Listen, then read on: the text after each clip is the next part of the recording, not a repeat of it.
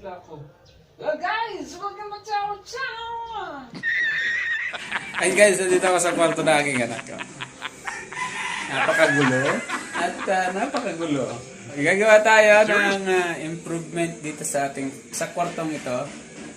Ayan yung kama niya. Yung study table, dinismantle ko muna. So, gagawin kasi natin dito guys is gagawa tayo dito ng LoftBed. Ayan. I-fix natin sa wall. So, hanggang dito yung taas niya. Ayan, may guhit na ako. Tapos, sa ilalim naman niya is yung kanyang study table.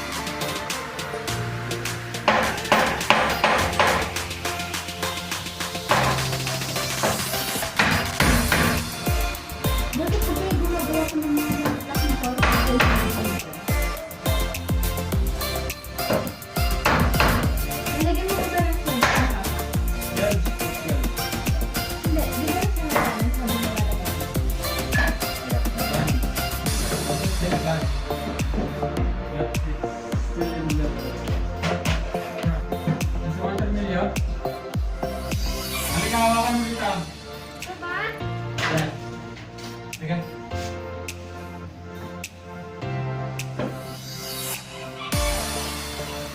Oy, thank you.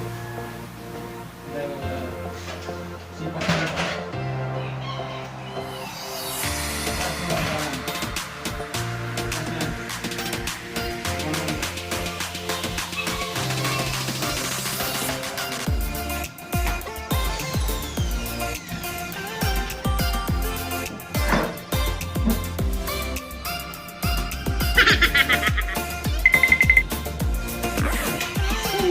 Ginagawa mo?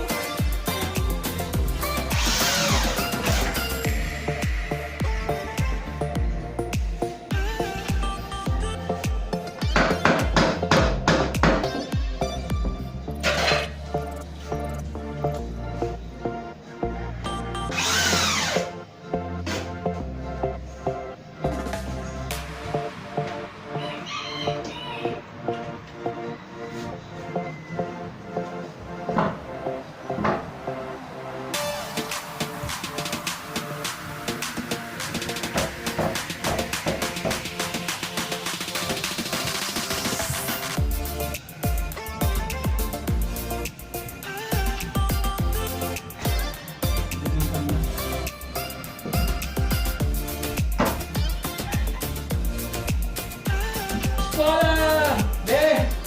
Sekolah! Sekolah!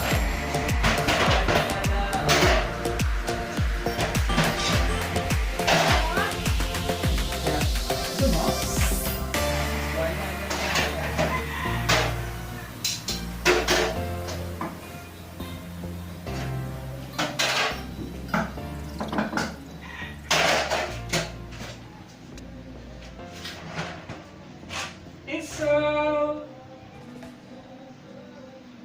You're my sunshine after the rain.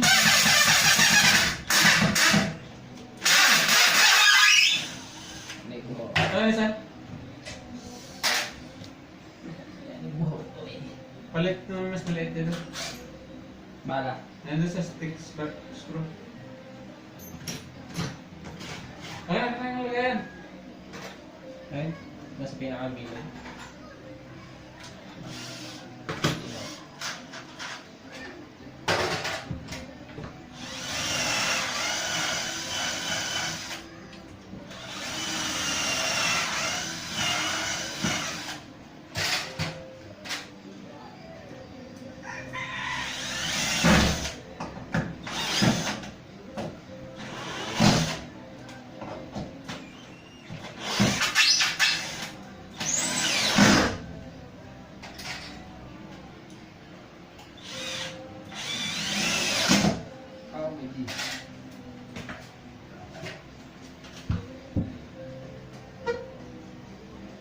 Baby, you're in the studio right now.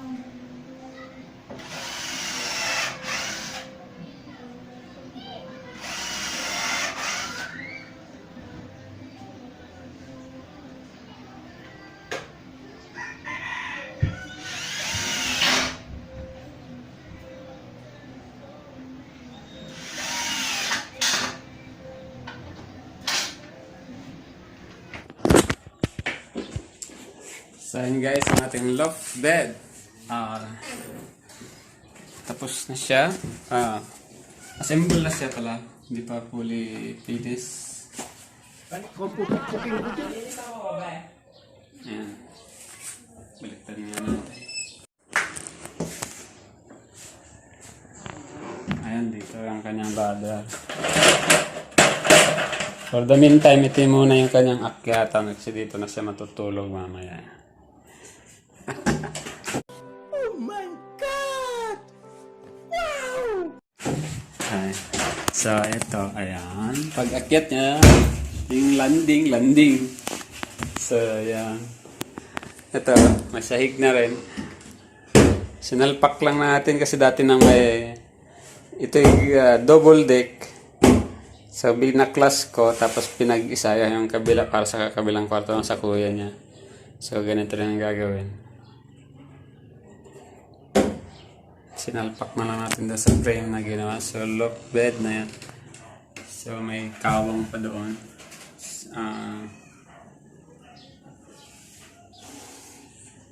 Bala ko doon kasi is headboard sana. Tapos,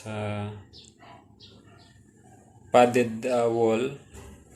Lagyan ng foam. So, yan. Next natin is yung painting siguro nito. Yan. Pag-repair ng kisame. So, isa-isa lang, mahinang kalaban. Walang budget. So, yan na muna ngayon guys. Bukas, siguro gagawa ako ng ladder para doon. Tapos, bibili tayo ng clear gloss. Para i-coat natin sa kahoy. Yan. Protective coating sa kahoy. Para kita lang din yung ano niya. Yung pagkakahoy niya, pagkahaspi ng palochina.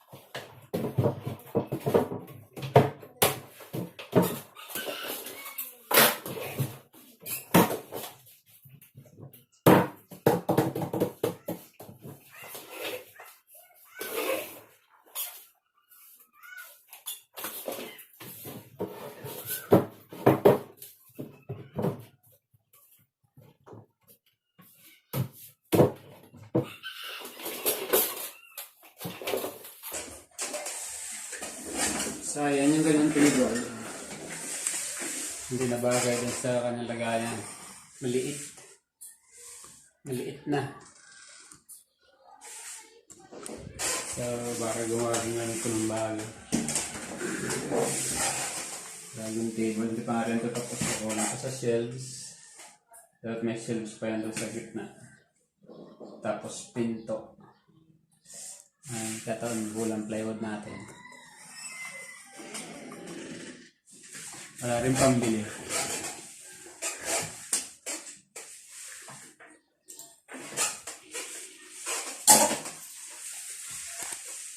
Pati pagpagupit, hindi na magawa.